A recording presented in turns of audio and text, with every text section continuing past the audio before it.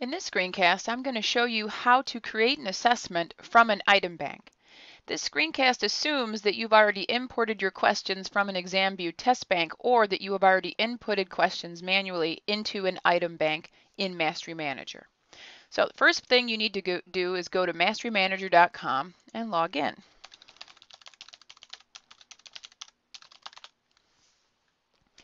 Then you want to click on Assessments. And you're going to click Create Assessment. What you're going to do now is before you would normally leave this alone, but now you have a choice. You now want to click Item Bank Assessment. So you're going to type in the name.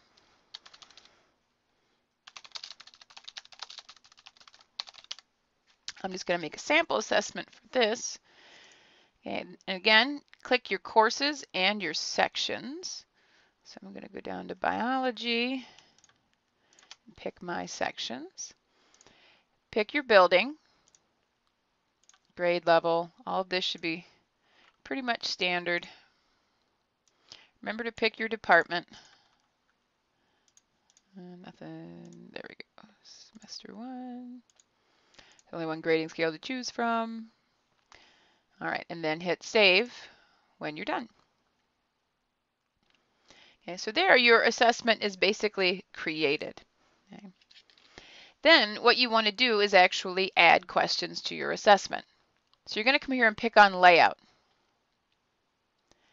Layout's going to look slightly different than before if this is an item bank assessment. Obviously you need to add questions to your assessment, so you're going to click Add Questions. So then you pick the item bank. I know I said for biology we're going to pick from the physical science bank. Okay.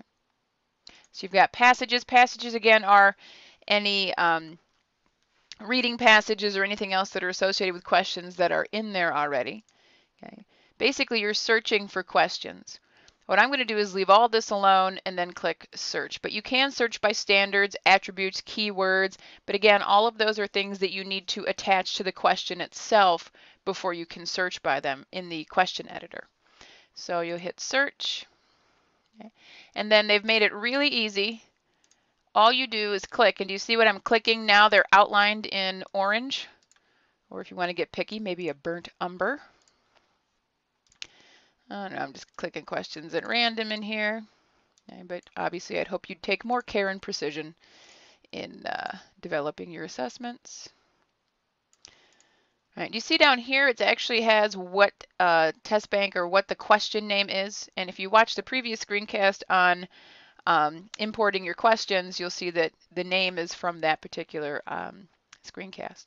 So I think I've added enough. So then you come down here and you click Add Selected Questions. And here they are. Now the cool thing is if you don't like the order, you can just drag them and move them around in any order that you want there. So that's pretty cool. So then once you've got it all arranged, if you can add sections if you want, but you can hit save.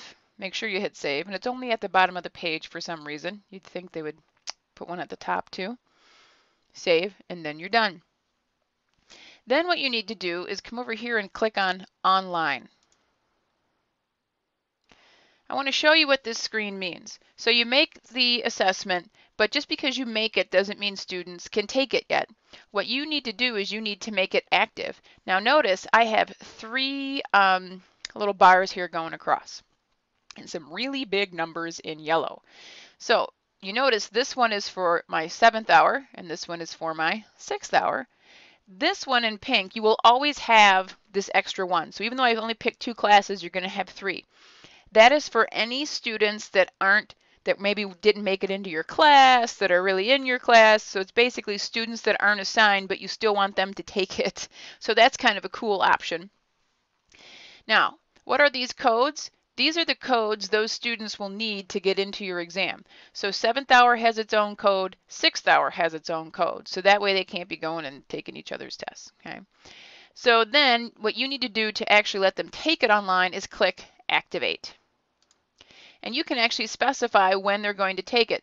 So you can specify the date and the time. So if you want to specify, like I only have 7th hour, they can only take it during 7th hour. So that way they can't take it anytime after class. Okay.